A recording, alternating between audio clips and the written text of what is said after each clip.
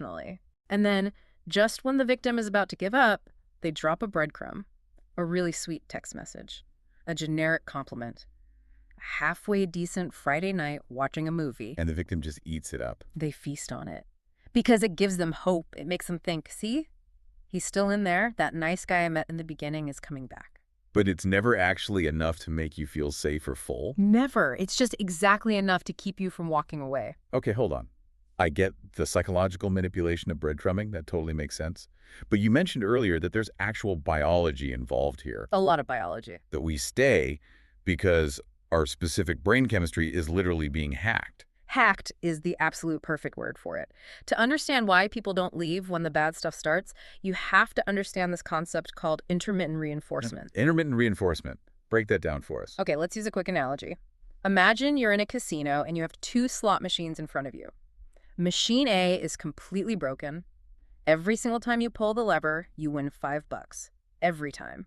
Okay. I mean, I'd pull it for a while. I'd definitely make some cash. Right. But yeah, it would get boring pretty fast. There's no thrill to it. It's just a paycheck. Right. Now look at machine B. You pull the lever, nothing.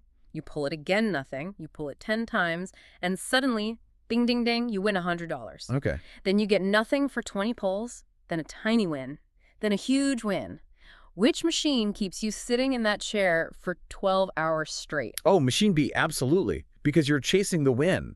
You don't know when it's coming, so you literally cannot leave. You are chasing the dopamine. Wow. It is the unpredictability itself that spikes the dopamine levels in your brain. If you knew exactly when the reward was coming, your brain just wouldn't work as hard. So because you don't know when the affection is coming, your brain becomes hyper-focused on getting it. Exactly. In this context, the abuser is the slot machine. The abuser is the slot machine. That is a crazy visual. And the jackpot is just a day without yelling.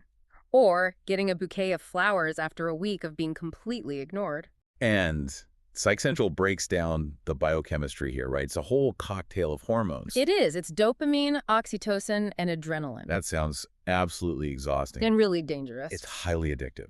Helen Fisher, who is a renowned biological anthropologist, she did these famous studies where she put people's brains into MRI scanners. Oh, I've read about this. Yeah, and she found that romantic love, so specifically this kind of intense, insecure, unpredictable love, lights up the exact same neural pathways in the brain as a cocaine addiction.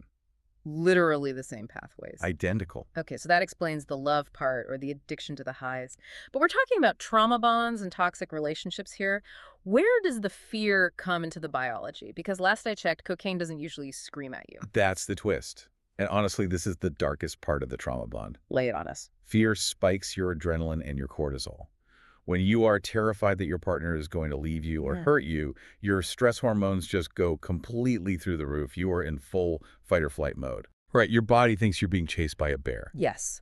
And then suddenly, the person causing that fear comforts you. They give you a hug, they apologize and say they didn't mean it. Oh, the relief. The relief is literally euphoric because you have that incredibly high level of stress background noise.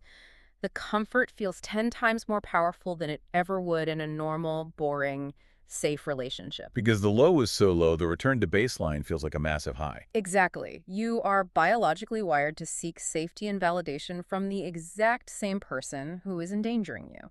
That is just, it's heavy. It really reframes that whole, why didn't they just leave judgment we were talking about at brunch. Completely. You wouldn't ask a heroin addict, why don't you just put the needle down?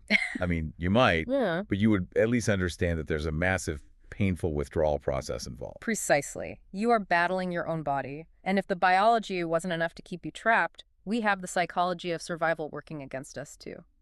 This brings us to Dr. Ney. She introduces a term that really explains the cognitive side of this trap. Betrayal blindness. Betrayal blindness. I found this absolutely fascinating in the source material. The idea that we literally cannot see what is happening right in front of our faces. It sounds impossible, right? Like, how on earth do you not see that you're being abused? But Dr. Ney leans on some really interesting research from Jennifer Freed here. Let's talk about that. Think about a child. If a parent is abusive, a small child literally cannot afford to realize that fact. Because they depend on that parent for everything. Mm. Food, shelter. If they reject the parent, they die. Exactly. If the child fully accepts the reality that their caregiver is dangerous,